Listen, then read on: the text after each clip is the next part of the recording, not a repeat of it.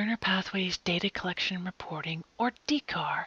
Step 1, Importing a file for CSV mass upload. Once you've successfully landed on the DCaR page for the Learner Pathways system, you may begin to upload courses, programs, and transfer agreements and decisions information into the system. Note it's recommended to do so in that order, as your agreements information is reliant on data in your course and program files. Also note that these three modules operate in the same manner. Thus, we'll illustrate using the course module, but note that the functionality would be exactly the same for the other modules in the system. Once you are ready to upload data, you would click on Courses, or whichever the appropriate module is for what you're uploading. Then you would click on Submissions to begin that data upload. Once you are in the system, you will see the 3 steps for importing data, then validating data and correcting your errors, then the 3rd step of publishing that data into the Learner Pathways catalog. Here we'll be illustrating just step 1 of that process for importing data, but note that on the Transferberta YouTube channel, you do have an overview of all 3 steps and more details related to step 2 and step 3 separately as well. Here, we'll illustrate import data, highlighting that you will use the CSV file format as well as CSV templates that are provided for you for the system. You can find these located on the ACAT website underneath the Learner Pathways page, as illustrated here, for the blank CSV templates and file formats that give you the data standard for the system. A data dictionary also provides you with an overview, and if you need further assistance, you'll see an overview of the system located there, and a DCaR manual, as well as there will be a catalog manual in the coming days. With that back into your DCaR submission using the CSV file format and templates, you can begin to import data by selecting that item.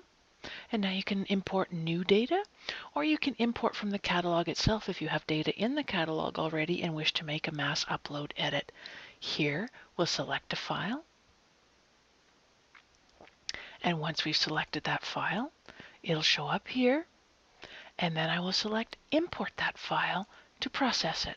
It will ask me to confirm. I'll check the file name. It's correct. I will click Confirm. Now you notice something important happened here. It's saying my submission failed. An empty column header was found. Please ensure that every comma in the header is both preceded and followed by a comma header value. What that means is that in the headers for my particular file, somehow I deleted a header title, which will mean the file will error out and the data won't go into the system. In order to proceed, I will need to correct my file and then re-upload. Note that other errors can also have this red box appear, such as if I've changed the column headers to read as a different title than what the data standard requires. In this case, I can either close and go back to my file, or if I think, my goodness, I actually just uploaded the wrong file, I could select a new import from here and select a different file. In this case, it might be that this file is correct. Before we do so, we're actually going to click Close and go back and take a look at my files. This was the one that I had just attempted to upload. And I'll see, lo and behold, there it is. I do indeed have an empty header. So I would need to put the correct information in there from the template that I accidentally deleted in order to move forward. In this case, I am missing the word number in order to make this file complete. Always save when you are changing your master file. And again, it's best practice always to change. In this case, we had to because it errored out and wouldn't let me enter it because there was a header issue with my columns. But always best practice to change your master file, keeping your institution data as the main source of truth and then uploading it back into the system. At this point, I would go back to the system in DCaR, re-upload the file,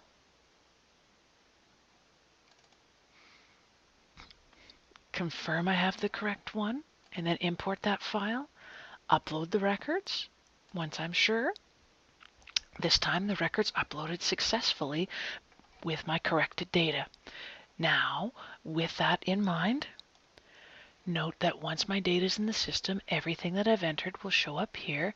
I can use the filter symbols to click once for ascending or twice for descending on each of these column headers in order to sort my data in whatever manner works best for me at this point. Or I can go ahead and move into, which we'll demonstrate in the next video, step 2 of validating my data in order to go forth and see what errors might be present. At this point, we're illustrating the import function of getting new data into the system.